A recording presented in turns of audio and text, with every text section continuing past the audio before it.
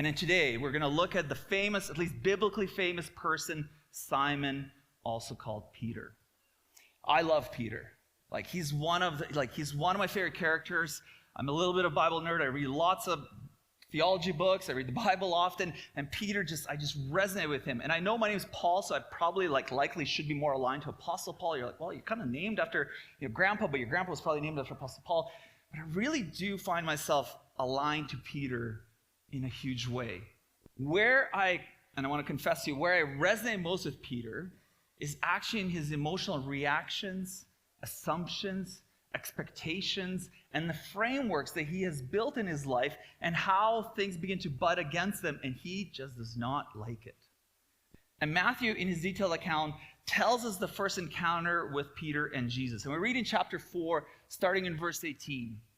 One day, as Jesus was walking along the shore of the Sea of Galilee, he saw two brothers, Simon, also called Peter, and Andrew, throwing a net into the water, for they fished for a living. Jesus called them out. Come, follow me, and I will show you how to fish for people. And they left their nets at once and followed him. And then we come to another interaction that gives us a deeper glimpse of Peter's personality, of Peter's frameworks, of Peter's social conventions, of Peter's religious conventions. And it's this beautiful moment that we really see what's going on in Peter both inwardly and outwardly. And we jump right to chapter 16 of Matthew now, starting in verse 16, where Jesus asks his disciples, "Who do people say that the Son of Man is?"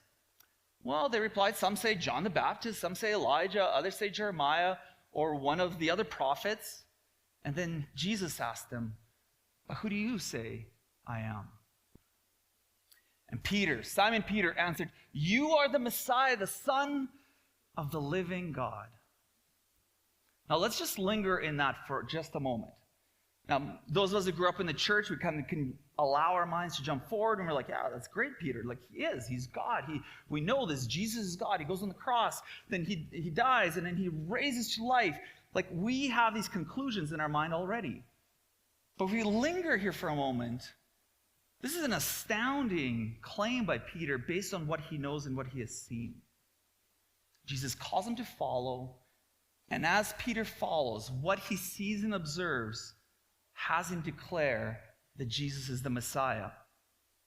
And then we learn that it is Jesus, in this moment actually, that gives Simon, son of John, his name Peter. Now Matthew has given us that knowledge because Matthew is very detailed, and this is Jesus says, Now I say to you that you are Peter, which means rock.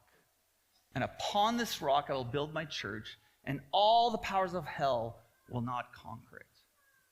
Now again, Matthew's diligent. He's given us already in chapter 4, this is Simon, also known as Peter. But this is the moment Jesus renames Simon to Peter, to rock.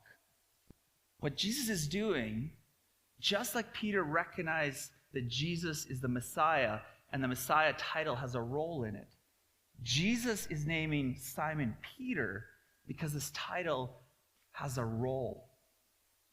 It has a role. Peter was going to be the place or the foundation or the person out of whom the family, the community of faithful followers of Jesus was going to be standing on. The community we call the church. On him, the rock, the church would be built.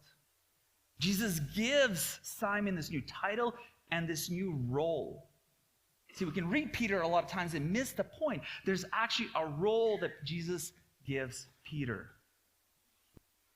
But then immediately, right after this beautiful interchange, these great recognitions of titles and roles, Jesus starts to teach what the role of the Messiah would look like.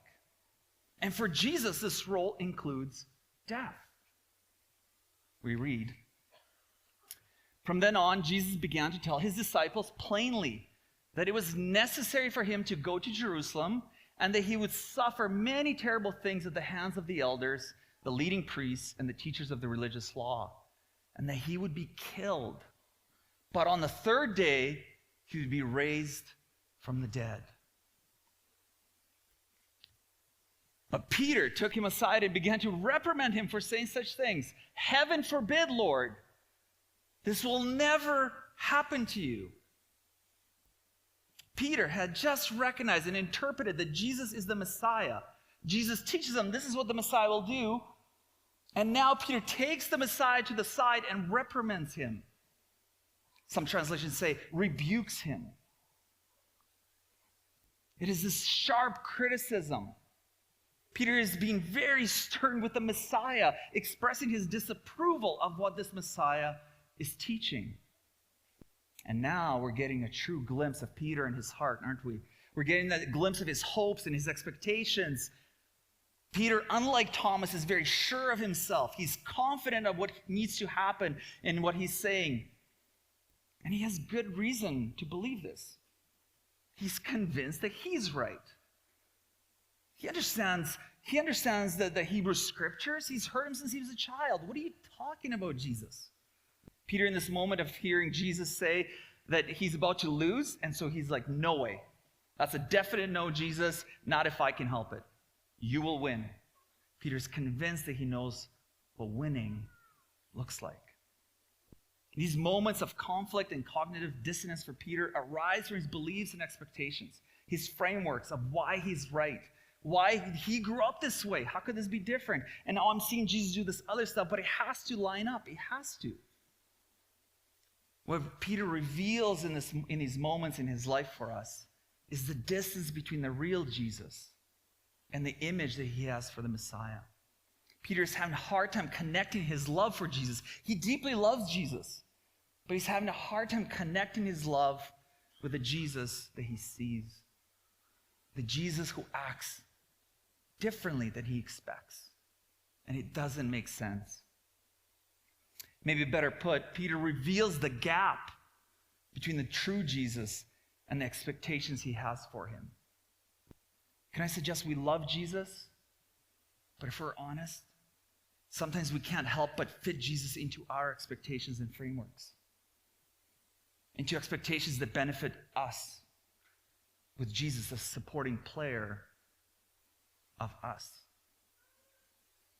We love Jesus, and we love him best when he meets our frameworks that work for us. And when Jesus doesn't, we are burdened by our expectations and frameworks that we have of him. But Jesus keeps teaching, explaining to Peter why this is necessary, what he's doing, and this is really important. And if we would read, "Dear children, I will be with you only a little longer." He keeps coming back to this thing. Like, I'm just here for a little bit. And as I told the Jewish leaders, you will search for me, but you can't come where I'm going. So now I'm giving you a new commandment. Love each other just as I have loved you. You should love each other. Your love for one another will prove to the world that you are my disciples. Jesus says, this is the new framework I want you to grasp. What I'm doing, whatever you're misunderstanding or not connecting with the real Jesus, this is the framework that I want you to live in. This is how people will follow me, Jesus. This is how you love. This is what following of Jesus looks like. Not success, although you may have some. Not wealth, although you may have some. Not the best marriage, health, car, house, although you may have those.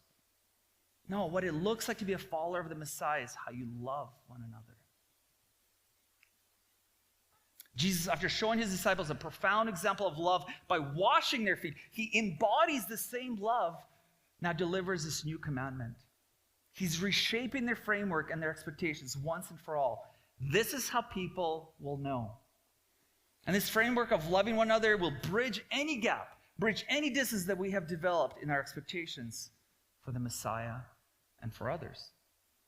Jesus said, love one another as I have loved you. Loving others is how others will recognize me in you by the depth of love you show to each other.